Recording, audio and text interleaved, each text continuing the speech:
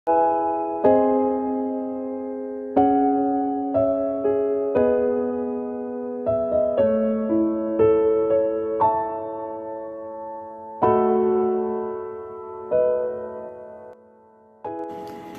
Bapak Ibu dan Saudaraku yang dikasihi oleh Tuhan.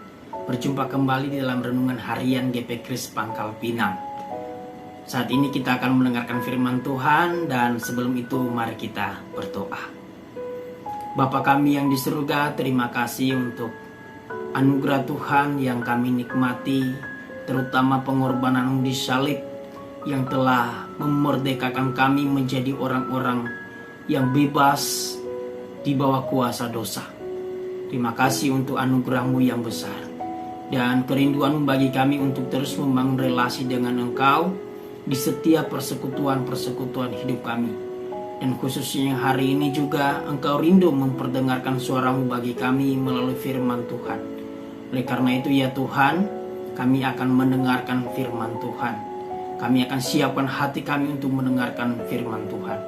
Kami mohon mampukan kami, kiranya kuasa Roh Kudus menaungi hati kami, agar kami bisa memahami firman Tuhan dengan baik, dan kami bisa melakukannya di dalam hidup kami hari lepas hari. Kami sudah siap mendengar firman Tuhan. Dalam nama Tuhan Yesus hamba-Mu berdoa. Amin. Teks kita hari ini terambil dari Roma pasal 12 ayat 1-2. Bunyinya demikian.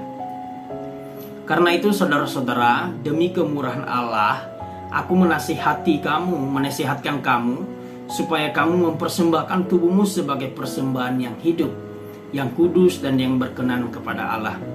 Itu adalah ibadahmu yang sejati.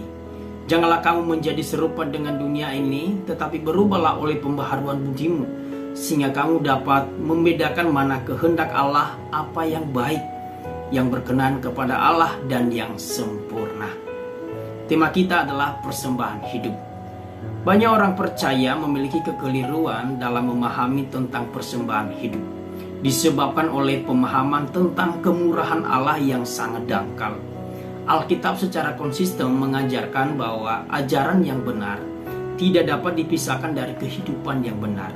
Ortodoksi tidak dapat dipisahkan dengan ortopraksi, di mana doktrin selalu berkaitan erat dengan etika.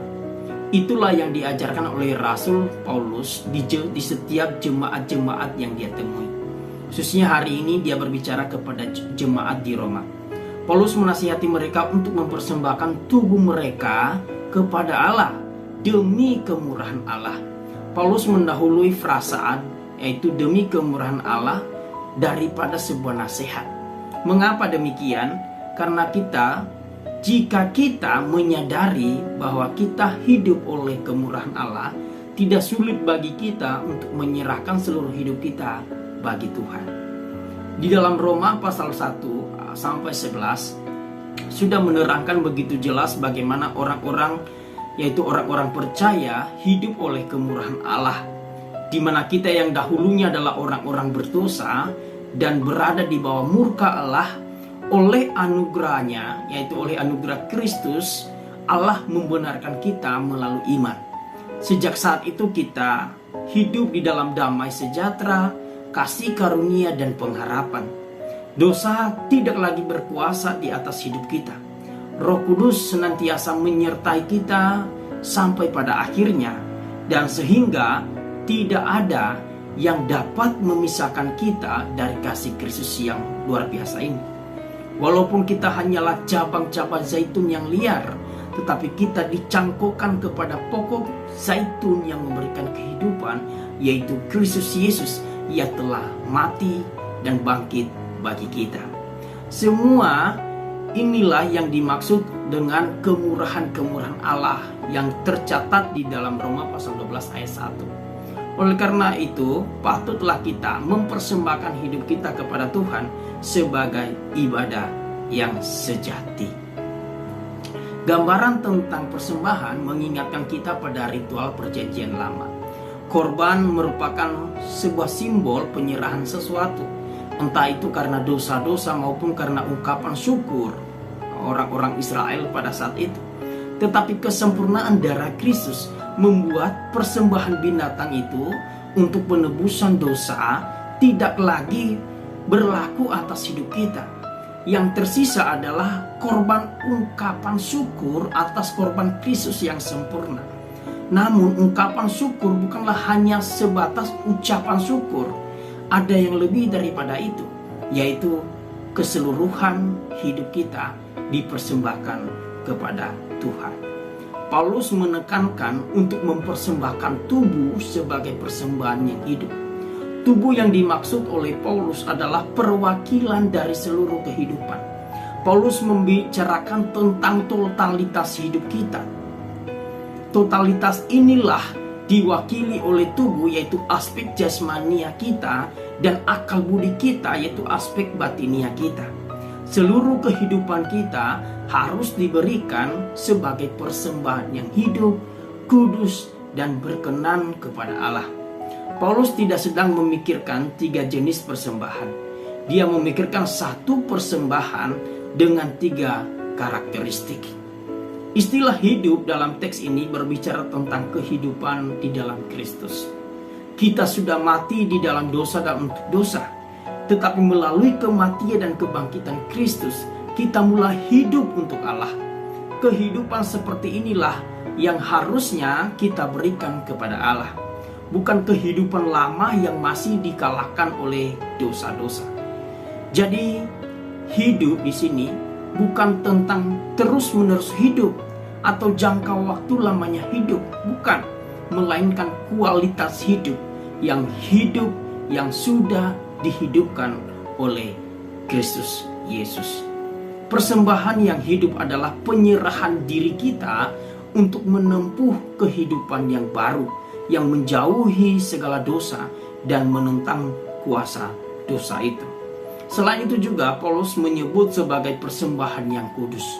Memahami kata kudus tidak terlalu sukar untuk kita pahami, tetapi arti yang ditonjolkan di sini adalah dipisahkan dari, sekaligus dipisahkan untuk. Berbicara tentang dipisahkan dari dunia, jangan diserupakan lagi dengan dunia, dan dipisahkan untuk hidup berkenan bagi Tuhan. Tidak ada gunanya apabila seorang memberikan diri kepada Allah, namun masih ingin mencemarkan dirinya dengan hal-hal duniawi. Secara status kita adalah orang-orang yang kudus. Itu tercatat di dalam Roma pasal 1 ayat 7. Allah telah memanggil dan menjadikan kita kudus di dalam Kristus Yesus. Yang perlu kita ketahui dan perlu kita lakukan hanyalah tetap tinggal di dalam kekudusan yang sudah disediakan oleh Kristus Yesus. Menjadi kudus bukan tentang apa yang kita lakukan, tetapi apa yang Kristus lakukan bagi hidup kita. Kemudian kita syukuri, kemudian kita rayakan, dan kita buktikan pengudusan itu melalui perilaku kita hari lepas hari. Kemudian Bapak Ibu dan Saudaraku yang dikasihi oleh Tuhan, Paulus juga mengatakan tentang persembahan yang berkenan.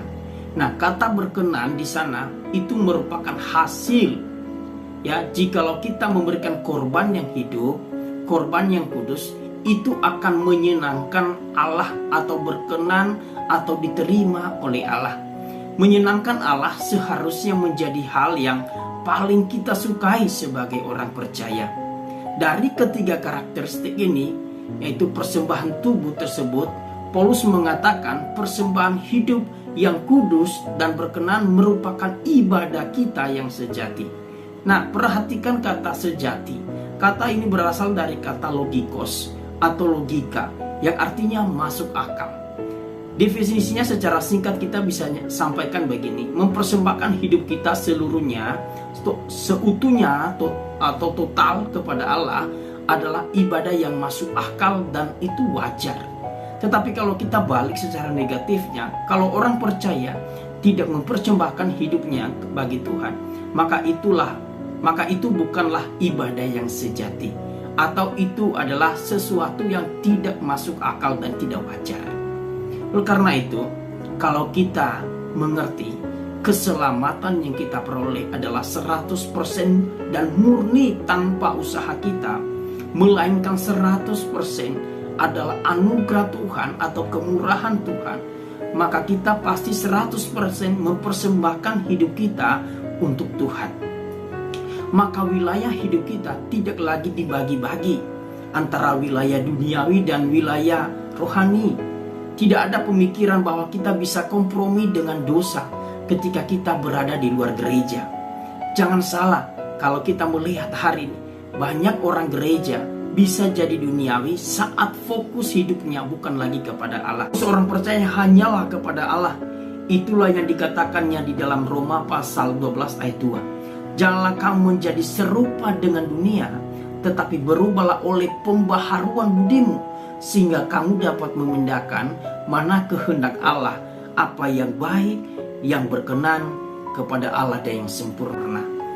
Ada pembaharuan hati, tidak sama dengan dunia, melainkan mampu membedakan mana kehendak Allah dan mana yang bukan kehendak Allah. Seorang pengkhotbah asal Amerika, Aiden Wilson Tozer, mengatakan, jika Anda tidak dapat menyembah Allah di tengah-tengah tanggung jawab dan kesibukan Anda pada hari Senin, tidak mungkin Anda dapat menyembah juga pada hari Minggu. Oleh karena itu, marilah kita mempersembahkan hidup kita kepada Tuhan setiap waktu. Kita harus berani tampil beda di lingkungan, di komunitas kita berada. Tidak kompromi dengan dosa, selalu fokus dan memandang kepada Tuhan, serta teruslah bersandar pada Injil Yesus Kristus. Sebab Injil Yesus Kristus, yaitu kematian dan kebangkitannya, merupakan poros yang menggerakkan seluruh kehidupan kita. Amin untuk firman Tuhan. Tuhan Yesus